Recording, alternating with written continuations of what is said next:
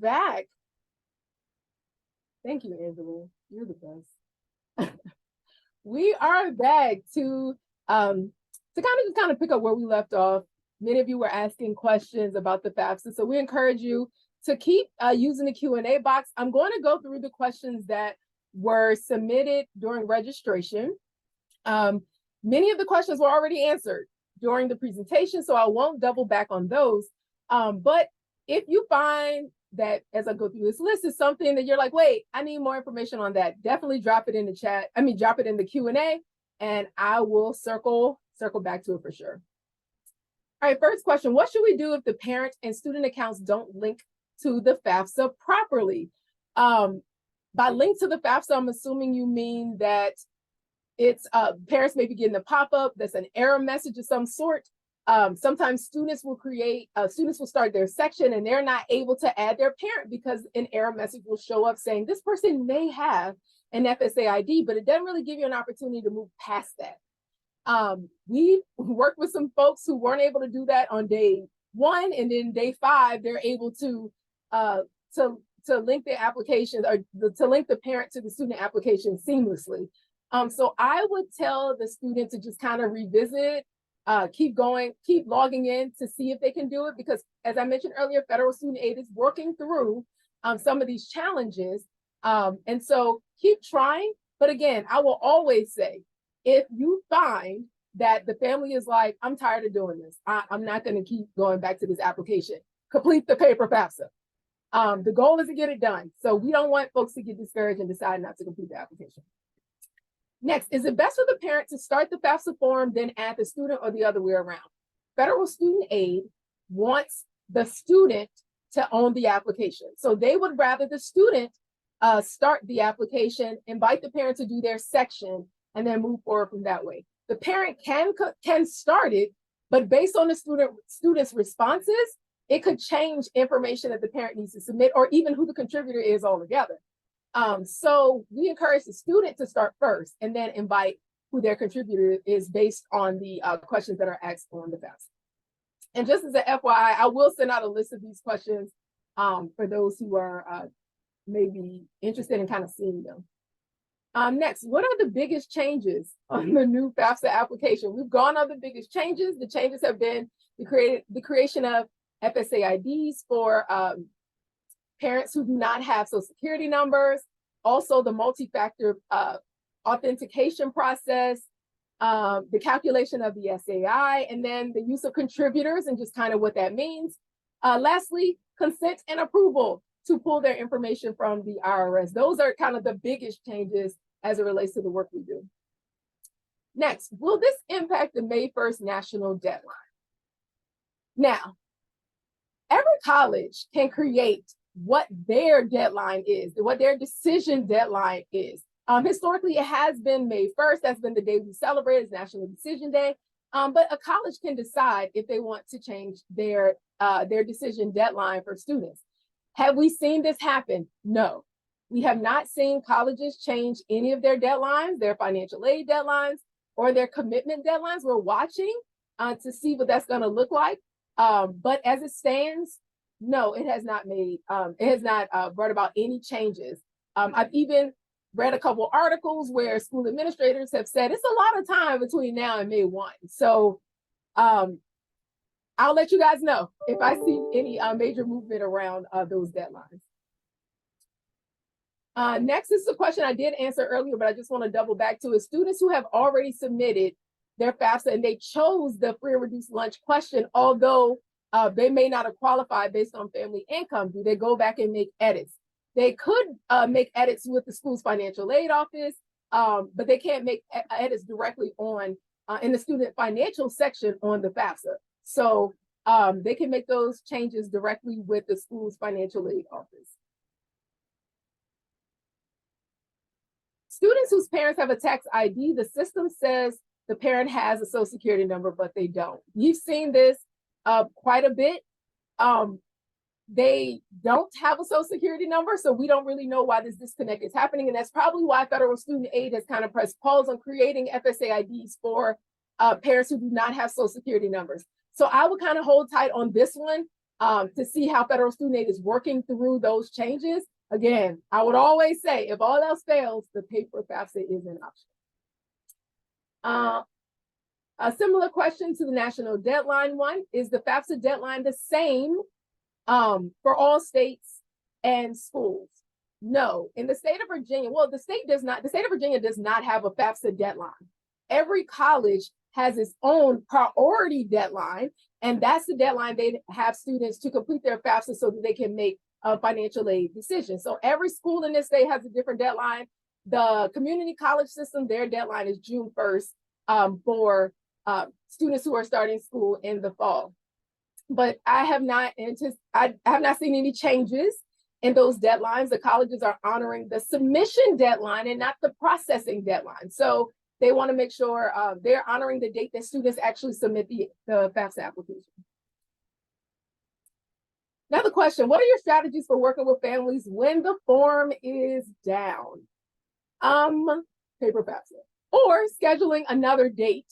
Because usually when the FAFSA is down, they tell you like this day, this time. So work around those windows of time. Reschedule a time to connect with the family when it's actually working. And if they're not available at a time that the form is functioning, paper FAFSA. Next, what message should students and parents get that tell them their FAFSA has been successfully submitted? We saw that final screen that comes up once the parent has submitted their section, the student has submitted their section. And as I mentioned earlier, the student can log back in and look at the workflow. It'll say student initiated application, student completed their section, contributor completed their section, FAFSA submitted. It'll give you the actual workflow, and the student can log back in and look. Next, with 2024-25 changes, will students whose parents won't provide financial information have any additional aid options? The short answer is no. It's still students are still required to provide parent information unless there's an issue of desertion or issues of safety. And if those parents do not provide that information, they have access to the one unsubsidized loan. Next, if a filer has a parent who is still married to a parent who is living in another country, but are absent, what is the protocol? Both parents have to be listed on the FAFSA. Technically, both are supposed to create an FSA ID, but we know that there are some issues right now. But both parents will be listed on the FAFSA, or should be listed on the FAFSA. Both have to provide their financial information on the FAFSA. The only way this would be different is if the parent says that we are separated. And in that case, they can make a claim for separation, and then the parent who's in the US can just provide their information. But if they're not separated, if they're not legally separated or whatever, and the parent is just living in another country, both have to provide their information for the FAFSA. Next, does the form make families fill out the tax information manually if there is conflicting information? For example, divorce after 2022. No, they will still provide consent to pull the information from the IRS, because there will be a disconnect in what's happening now versus what happened when they filed taxes in 2022. They will work directly with the school's financial aid office to rectify those differences. The FAFSA will populate the information that makes sense based on the marital status that's submitted on the application, but there are going to be other pieces that they need to follow up with the school's financial aid office to provide to rectify the difference between, the conflicting information of them filing as married and now no longer being married 2 years later. Next, what would be helpful to know going in for someone who never did the old FAFSA? Those who've never done the old FAFSA, I think you got it easy. You don't have anything to compare it to. The application from last year and this year look very different. Some of the questions are worded differently. Some questions are even missing. So what I think will be helpful is moving through the prototype, because if this is your first time seeing the application, you're not necessarily comparing it. You are looking at this with fresh eyes. So you are seeing what it's going to look like for a student, for a parent. But I wouldn't compare what happened before. So many things has changed. I would just look at what's happening now and how, what information your parents and your students are going to be thinking about or be concerned about in this application, and just kind of leaning in there. But don't compare it to the old one. Just look at the current one and moving forward. Are there any virtual help sessions being offered for students and families this year? I am hosting FAFSA Fridays. We've done 2 already, but I have 2 more on the calendar. I think I'm gonna throw an additional one.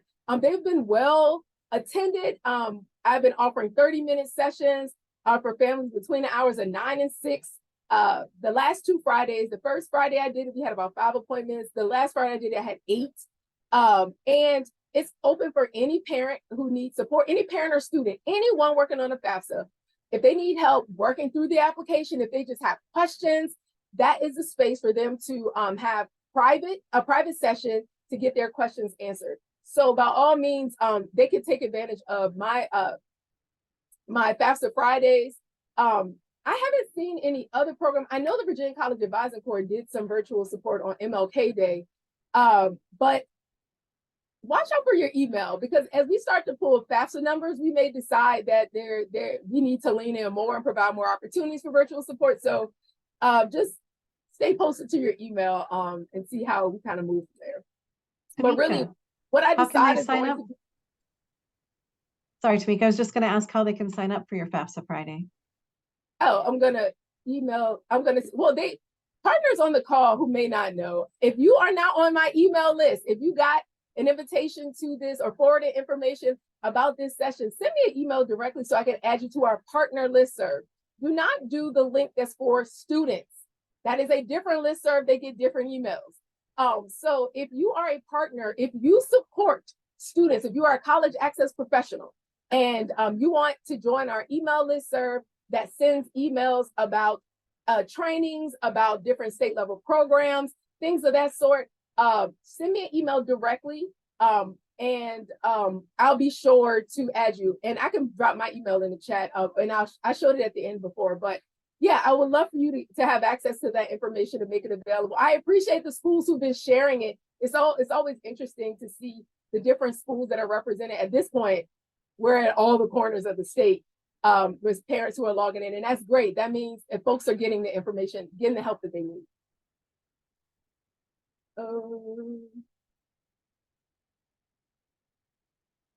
I skipped the question. I can't figure out which one I skipped. Okay, there we go. Why are parents without Social Security numbers not able to create FSA IDs, even though they're supposed to be able to do that this year? Because federal student aid is having some challenges. That's the shortest answer. They intended for those parents to be able to create an FSA ID, but they didn't anticipate some of the challenges they were going to have on the back end. So ideally, they want those parents to be able to create one. I believe that process is going to be rectified within the next couple of weeks, because there are so many parents that are just kind of like, what's going on? And they're getting a lot of pressure around getting this right. So just hold tight, have some patience and a little bit of grace. But we think that they're going to work through it. It's just going to be a little bit of a delay, a little bit more of a delay. Next, how do you make corrections to Social Security numbers? You will go directly to federal student aid if you type the wrong Social Security number or the wrong birthday when you created your FSA ID.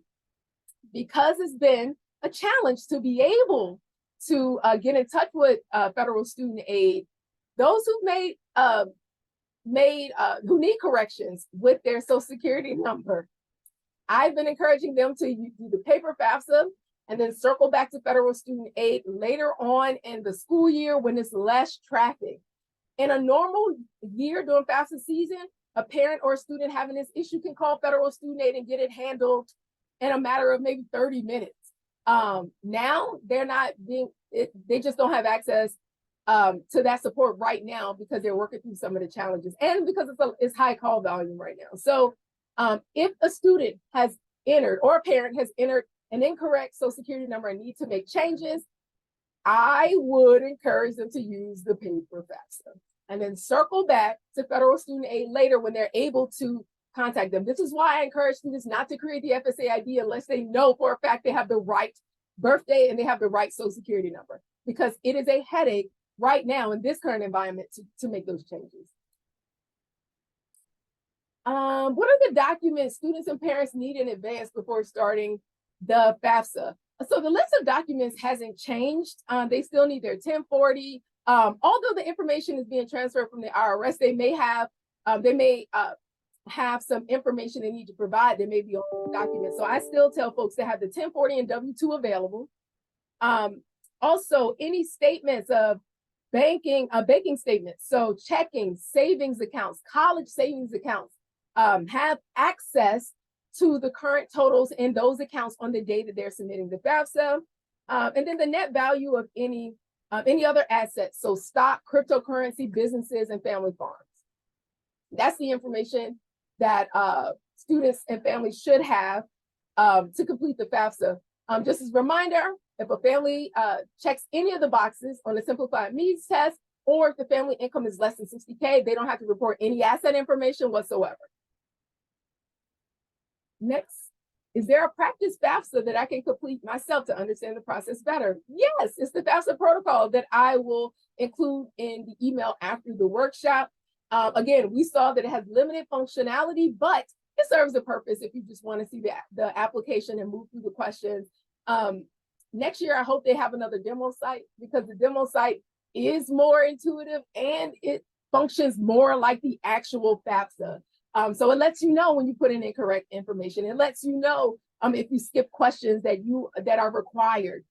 Whereas the prototype just kind of shows you each screen, and you can click around with things, but it won't tell you where there are errors in inputting data.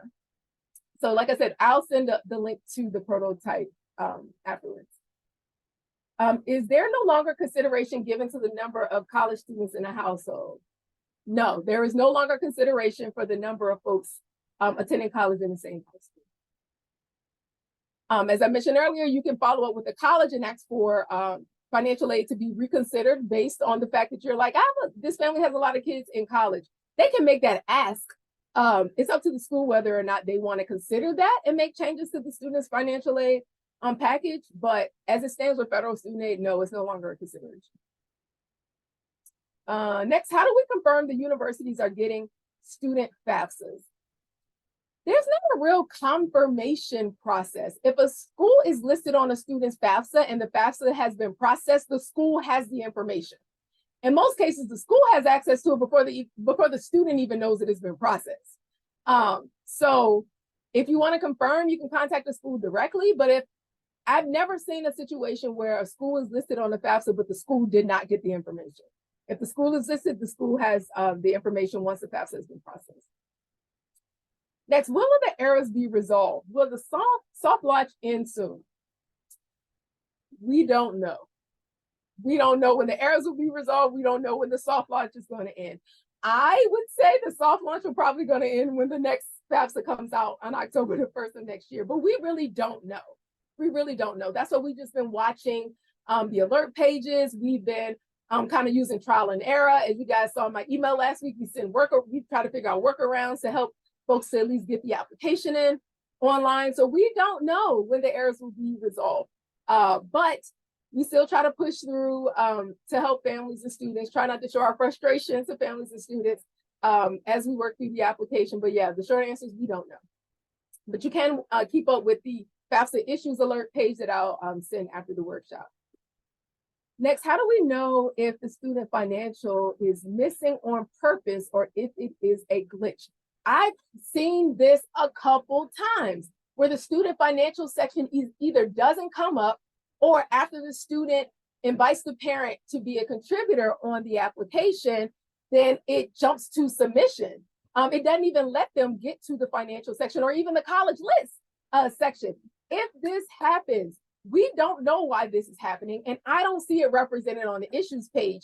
Although we've sent some information, I know I have sent information to federal student aid to say like, hey, just to be aware this is happening. If this happens, I would encourage the student to just kind of revisit the application. Again, I will always say, fill out the vibes of the family and of the student. If you know that they're like, okay, we're going to keep trying to see, cool. If you know that it may be hard to get the family to revisit the application multiple times to see if the issue has been handled, use the paper FAFSA. Next, do we know if university deadlines have been extended? We know that they have not been extended yet. We hope that there will be an extension, but as it stands, no. Colleges, particularly in the state of Virginia, the colleges are honoring the submission deadline. The submission date. So they have a hard deadline of their priority deadline, but they're not using the processing deadline.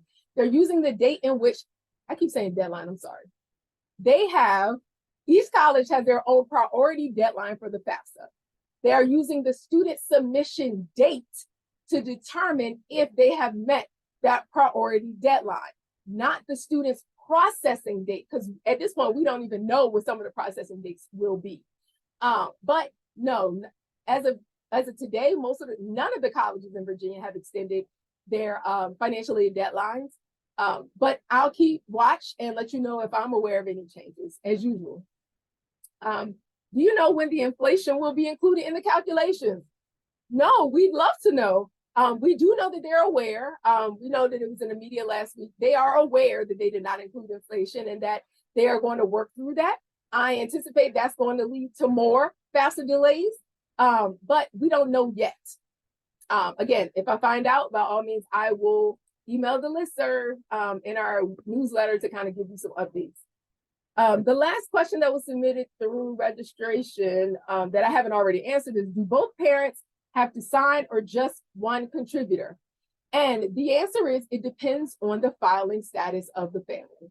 If the parents filed married jointly, then only one parent needs to sign. If they filed married separated, then both parents have to be added as contributors. Both parents have to log in, provide consent, and sign and submit.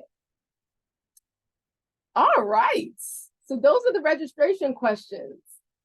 Are there any questions in the chat or Q&A, Angela? Yes, there are two questions. The first one is, you showed us how to complete a dependent youth FAFSA.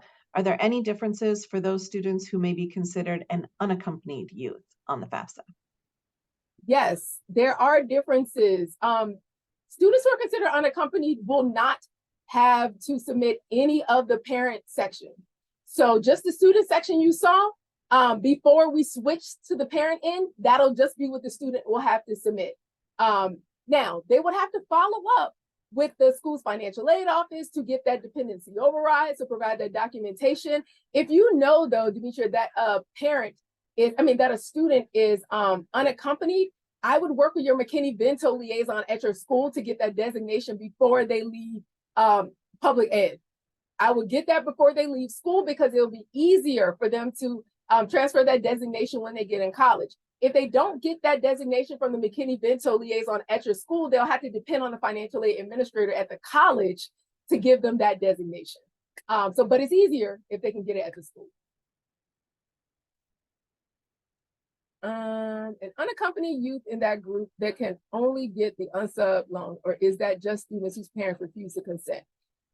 The unsub loan is for families, parents who refuse to provide their financial information. And unaccompanied homeless youth is a whole different category. They get what's known as the dependency override, and they don't have to provide parent information. That is all of our questions right now. Oh, great. Are there any other questions? No pressure.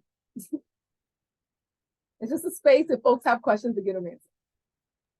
One just came in. Look at how it's like you just brought it to fruition. So what if parents are separated and have been living apart since 2016, and the student lives and is financially supported solely by the parent they reside with? Does this qualify for unique or special circumstances? It's not necessarily a unique or a special circumstance. It's just that they have to, they're listed as separated. The parents will choose that they're separated, and the parent will, the contributor, the one parent who provides the student's financial support, will provide their information. But that's not a unique or a special circumstance. It's just the change in the marital status that will then affect which parent is which parents will be considered contributors on the application.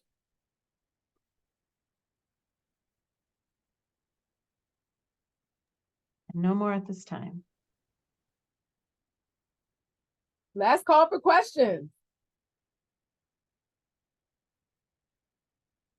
And as I mentioned earlier, we'll send out a list of the questions, those that are in Q&A, as well as the registration form, if anyone needed to revisit them. No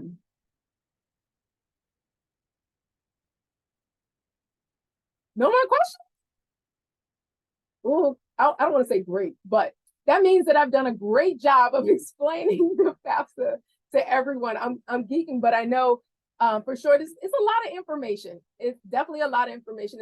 It's specifically for those who have not seen the application before and are kind of getting this for the first time.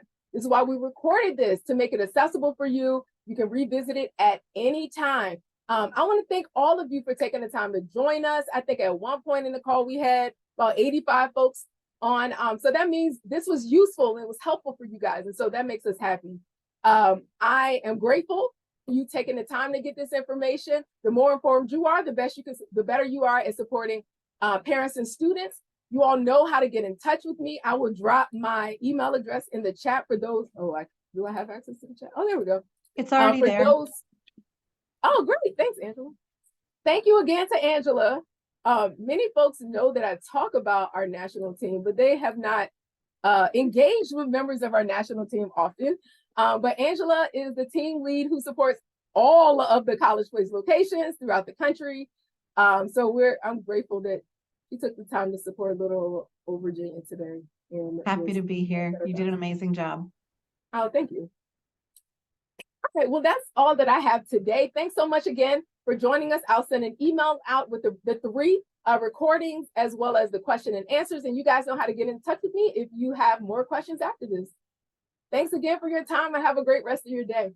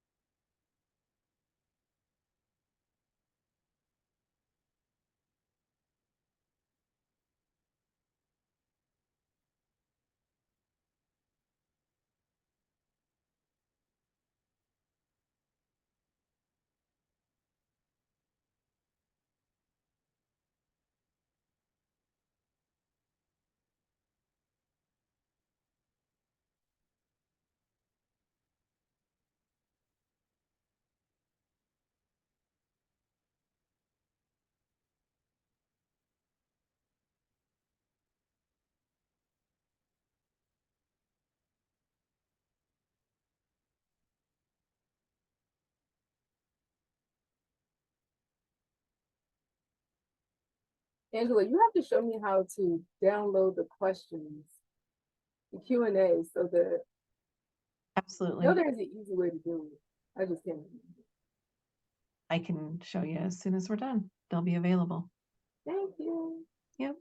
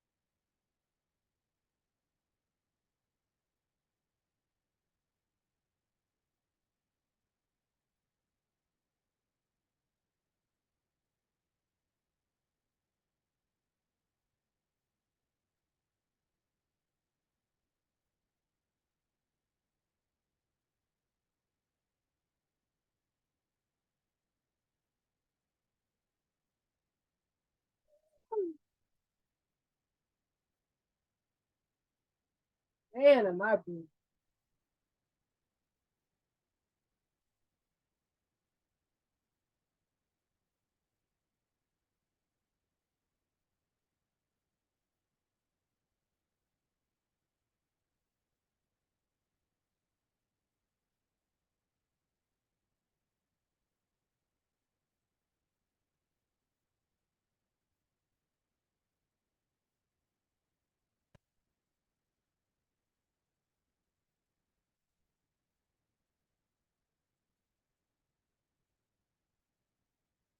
Is it on here?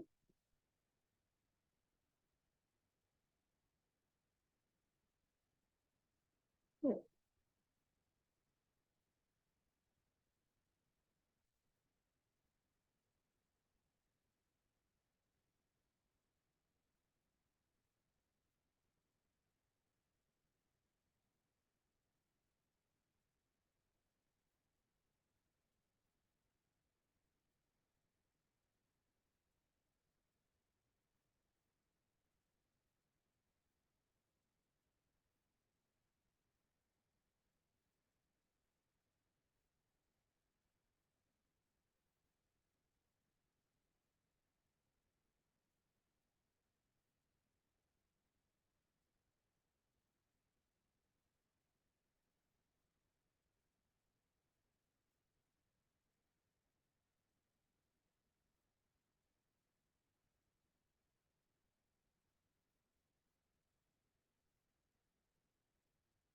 Oh, good Lord.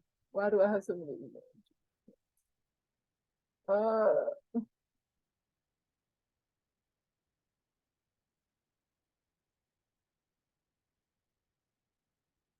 you need to ask Jason. You asking me? Oh, wait. No, I do have some.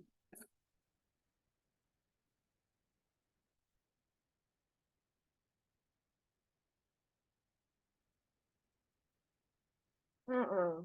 Mm-mm. Mm-mm. Mm-mm. We gave all y'all the opportunity to ask questions. Do not text me if you have any questions. Mm-mm. Not doing it. Um,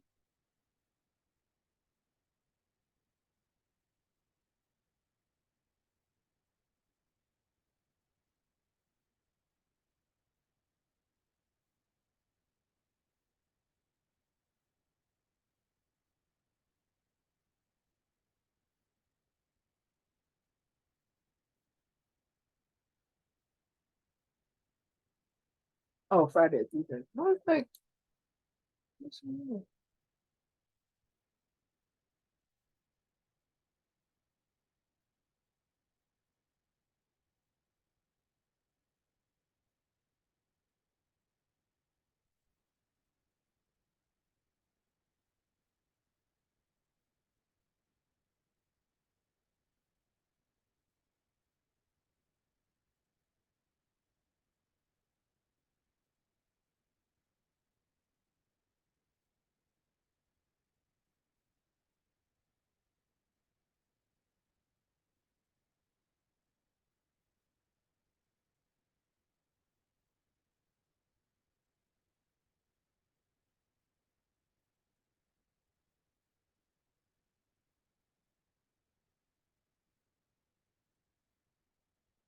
Oh, sure.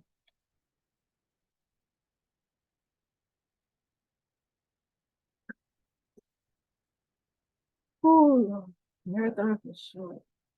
Carol, you're already on the list. Why are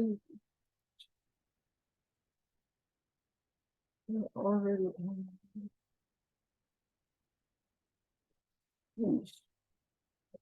I'm serious. I'm going to my phone.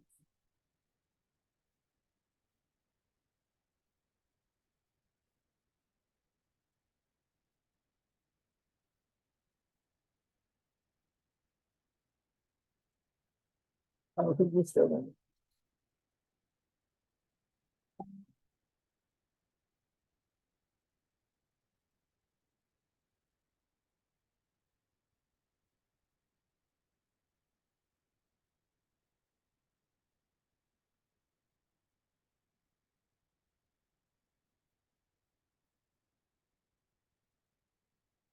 Oh, never mind. I see.